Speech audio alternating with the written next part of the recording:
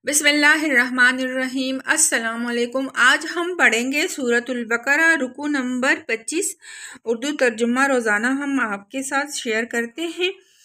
بنی اسرائیل سے پوچھو کیسی کلی نشانیاں ہم نے انہیں دکھائی ہیں، اور پھر یہ بھی انہی سے پوچھ لو کہ اللہ کی نعمت پانے کے بعد جو قوم اس کی شقاوت سے بدلتی ہے اسے اللہ کیسی سخت سزا دیتا ہے۔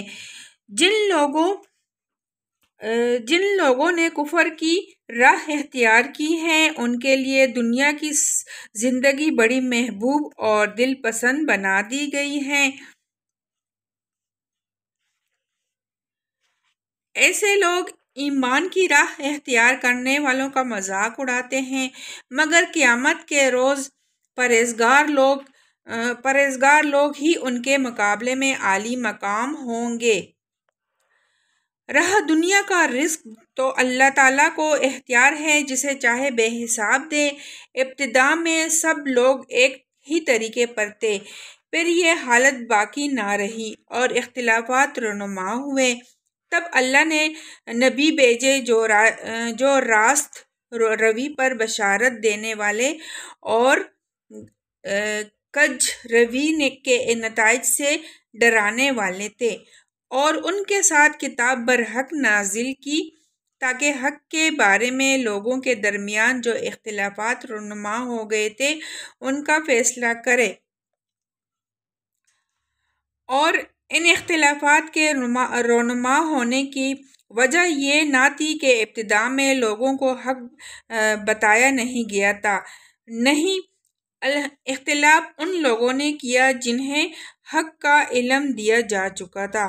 انہوں نے روشن ہدایت پا لینے کے بعد محض اس لیے حق کو چھوڑ کر مختلف طریقے نکالے کہ وہ آپس میں زیادتی کرنا چاہتے تھے۔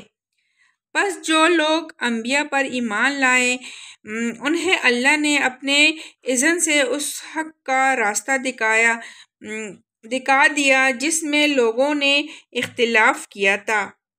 اللہ جسے چاہتا ہے راہ راست دکھا دیتا ہے۔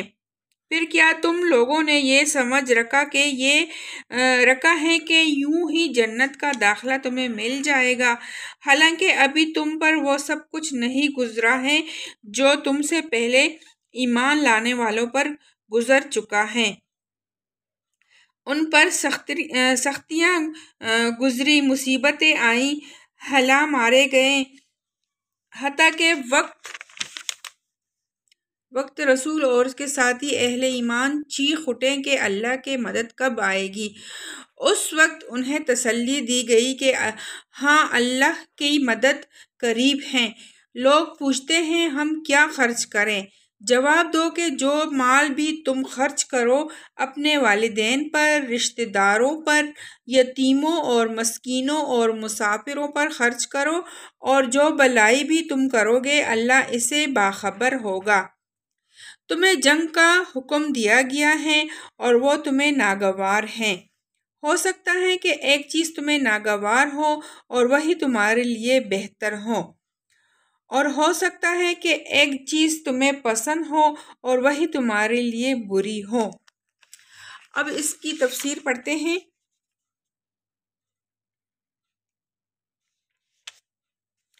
یعنی کسی استثناء اور تحفظ کے بغیر اپنی پوری زندگی کو اسلام کے تحت لے آؤ۔ ایسا نہ ہو کہ تم اپنی زندگی کو مختلف حصوں میں تقسیم کر کے بعض حصوں میں اسلام کی پیروی کرو اور بعض حصوں کو اس کی پیروی سے مستثنیٰ کر لو۔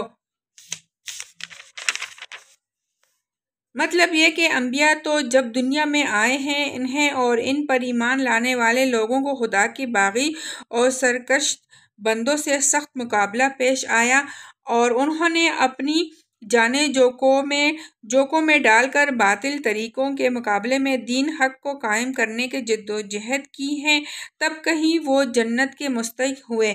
خدا کی جنت اتنی سستی نہیں ہے کہ تم خدا اور اس کے دین کے خاطر کوئی تکلیف نہ اٹھاؤ اور وہ تمہیں مل جائے۔